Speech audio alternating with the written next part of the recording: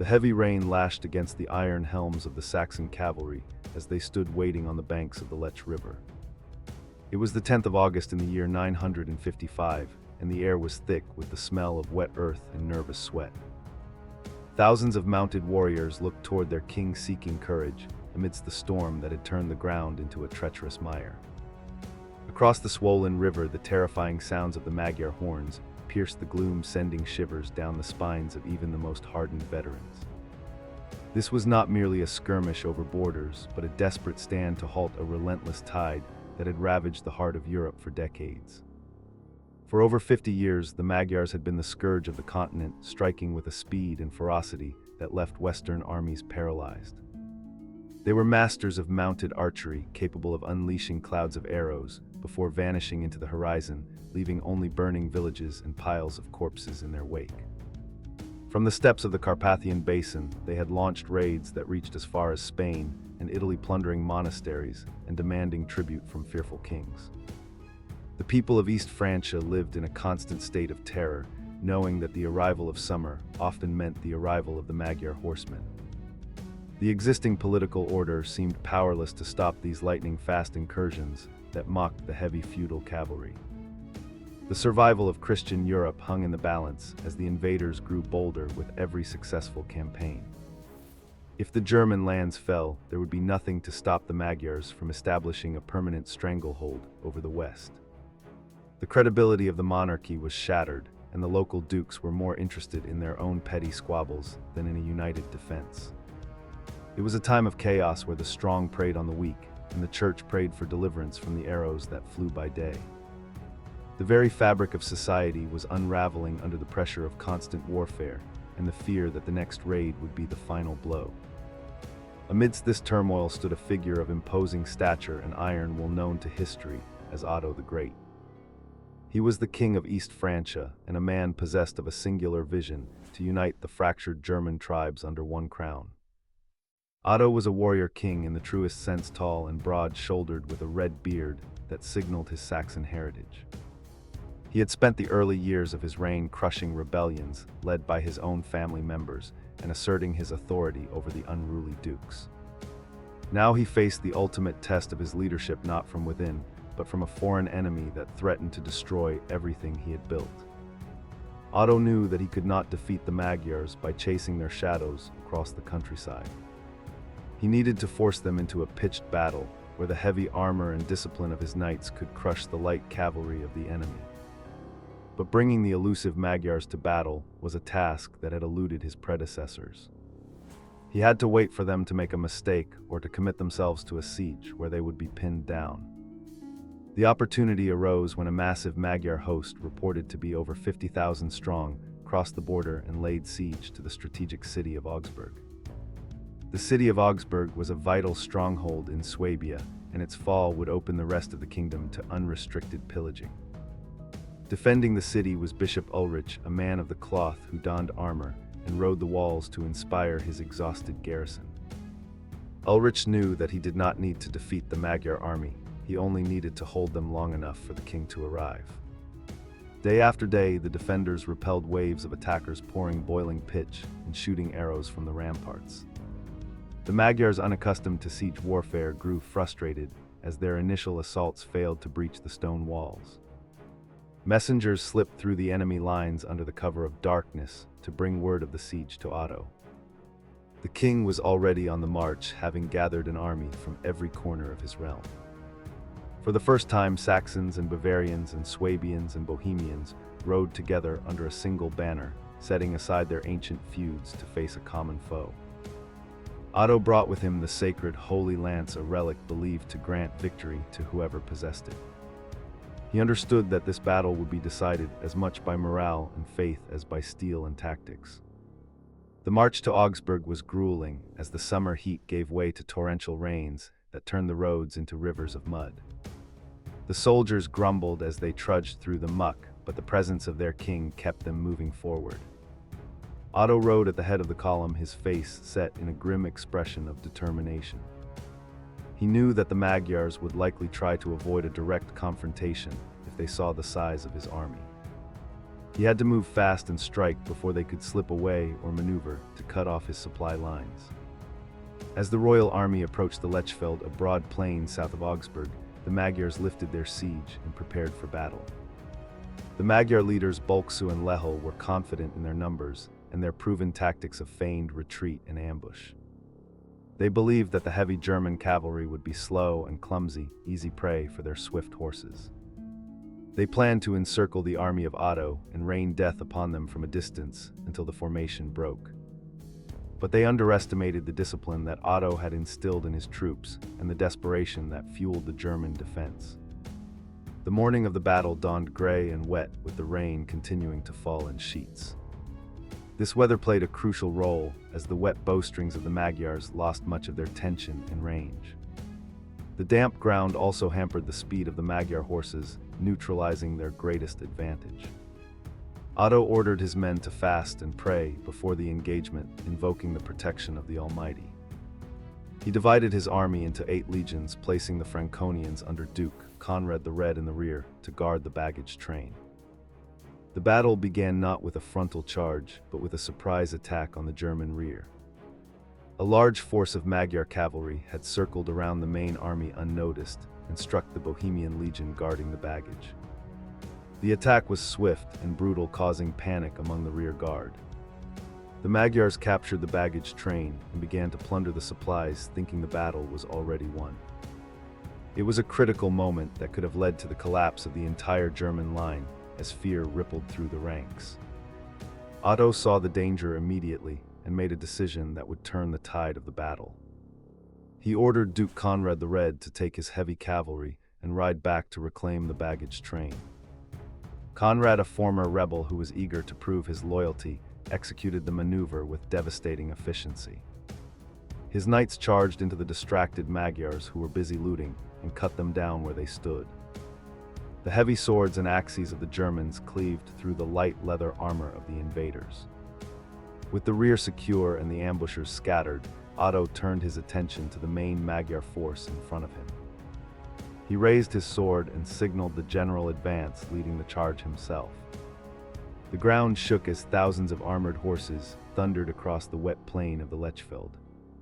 The Magyars launched a volley of arrows, but the rain and the heavy shields of the knights rendered them ineffective. For the first time, the invaders found themselves trapped in close-quarters combat against a superior force. The collision was horrific as the two armies crashed into each other with the force of a tidal wave. The German knights used their weight and reached to smash through the Magyar lines, while the invaders tried desperately to maneuver their horses in the mud. The screams of men and beasts filled the air along with the clash of steel on steel. Otto fought in the front ranks, his royal standard acting as a rallying point for his men. He was no longer just a king giving orders, but a warrior fighting for his life and his people. The Magyars realized too late that they could not break the German formation. Their feigned retreats failed to lure the disciplined knights out of position. Every time the Magyars tried to regroup, they were met with a wall of shields and lances. The psychological impact of seeing their arrows bounce harmlessly off the German armor began to take its toll. Panic started to spread through the Magyar ranks as they realized that the hunters had become the hunted. Duke Conrad, fighting with reckless abandon, pushed deep into the enemy lines, seeking to break their spirit. In the heat of the melee, he loosened the straps of his helmet to get some air. It was a fatal mistake, as a Magyar arrow struck him in the throat, killing him instantly. The death of the Duke enraged his men rather than disheartening them, and they fought with renewed fury to avenge their fallen leader. The loss of Conrad was a heavy blow to Otto, but it served to galvanize the army for the final push. Sensing the wavering resolve of the enemy, Otto ordered a final crushing charge. The German cavalry smashed into the center of the Magyar line, shattering their formation completely. The cohesion of the Magyar army disintegrated, and they turned to flee in a chaotic rout. But there was no escape on the muddy banks of the Lech River. The river, which had been a barrier, now became a trap for the fleeing horsemen. Many Magyars drowned trying to cross the swollen waters, while others were cut down on the banks. The German pursuit was relentless, continuing for days after the main battle. Otto had given orders that no quarter was to be given to the invaders who had tormented his lands for so long. The local peasantry who had suffered under the Magyar raids joined in the hunt, using pitchforks and clubs to kill any stragglers they found hiding in the woods. The Magyar leaders Bulksu and Lechel were captured during the rout and brought before King Otto. They expected to be ransomed, as was the custom for noble prisoners of war. But Otto was intent on sending a message that would echo through the ages. He ordered them to be taken to Regensburg and hanged publicly like common criminals. This act signaled the end of the era of impunity for the Magyar warlords. The victory at Lechfeld was total and absolute, resulting in the destruction of the Magyar army. It is estimated that thousands of invaders perished in the battle and the subsequent pursuit. The few survivors who made it back to the Carpathian Basin brought with them tales of the Iron Wall of the West. The Magyars would never again launch a major invasion of Western Europe, marking a turning point in their history. For the Magyars, the defeat forced a fundamental change in their society. Realizing that the age of raiding was over, they began to settle down and adopt the ways of their neighbors. Within a few generations, they would convert to Christianity and establish the Kingdom of Hungary, becoming a vital part of the European community. The Battle of Lechfeld thus saved the West and inadvertently birthed a new Christian nation in the East. For Otto, the victory was the crowning achievement of his life and the validation of his rule. On the battlefield, his soldiers hailed him as Imperator, a title that had not been used in the West for generations. His authority over the German dukes was now absolute, as none dared to challenge the man who had defeated the Magyar scourge. The victory elevated him from a German king to a figure of European significance. The Battle of Lechfeld is often cited by historians as the defining moment for the birth of the German nation. It was the first time that the various German tribes had fought together effectively as a single unit against a foreign enemy. The shared victory created a sense of common identity and destiny that transcended tribal loyalties. It laid the foundation for the political structure that would dominate Central Europe for the next 1,000 years. News of the victory spread rapidly across Christendom, reaching the courts of kings and the halls of the Vatican. The Pope saw in Otto a protector of the faith and a successor to the legacy of Charlemagne. The defeat of the pagan Magyars was seen as a sign of divine favor, confirming the sanctity of the German monarchy.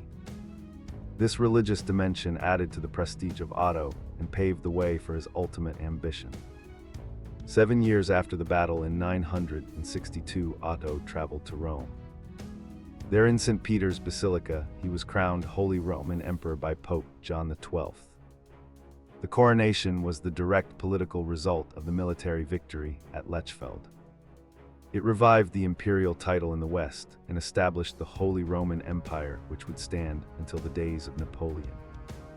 Otto the Great had secured his legacy not just as a conqueror, but as the architect of a new European order. The significance of the battle goes beyond politics and borders, extending to the survival of Western culture. Had the Magyars won at Lechfeld, the development of high medieval civilization might have been arrested or destroyed. The stability provided by the Ottonian victory allowed for the flourishing of art and architecture and learning known as the Ottonian Renaissance. Monasteries were rebuilt and cities expanded in the peace that followed the end of the invasions. The tactics used at Lechfeld also marked a shift in medieval warfare. It proved the dominance of the heavy armored knight over the light steppe cavalry. This dominance would characterize European warfare for centuries to come, shaping the feudal system and the knightly class. The image of the Christian knight defending the realm became a powerful cultural symbol rooted in the reality of battles like Lechfeld. Yet the cost of the victory was high, and the memory of the fallen was honored by the survivors. The death of Conrad the Red was mourned deeply, and his body was carried back to Worms for hero burial. Otto ensured that the families of those who died were compensated, and that masses were sung for their souls. The battlefield itself became a place of pilgrimage, where people came to give thanks for their deliverance. In the centuries that followed, the Battle of Lechfeld became the subject of legends and songs. The story of the rainy day when the German king halted the Eastern horde was told by firesides across the empire. It became a part of the national mythos, a reminder of what could be achieved through unity and faith. Even today, the date of the battle is remembered as a pivotal moment in the history of Germany and Hungary alike. The landscape of the Lechfeld has changed over the millennium, covered now by modern fields and roads. But archaeologists continue to find remnants of the clash, including arrowheads and broken weapons buried in the soil. These artifacts serve as a tangible connection to the desperate struggle that took place there. They tell the silent story of the fear and the courage of the men who fought and died on that muddy plain. Looking back from the vantage point of history, we can see how narrow the margin of victory truly was. A change in the weather or a delay in the arrival of the relief force could have altered the outcome disastrously. It serves as a reminder that history is often decided by the smallest of factors and the resolve of individuals. Otto the Great possessed the resolve to seize the moment and turn a crisis into a triumph. The end of the Magyar invasions allowed Europe to look outward rather than inward. With the internal borders secure, the stage was set for the expansion of Christendom and the economic growth of the High Middle Ages. The population began to recover, and trade routes reopened, connecting the north to the south. The dark ages of constant insecurity were slowly giving way to a more stable and prosperous era. The legacy of Otto the Great is evident in the cathedrals and castles that dot the landscape of Central Europe. His vision of a united empire under a Christian emperor shaped the political map of the continent for a millennium. But none of it would have been possible without the victory at Lechfeld.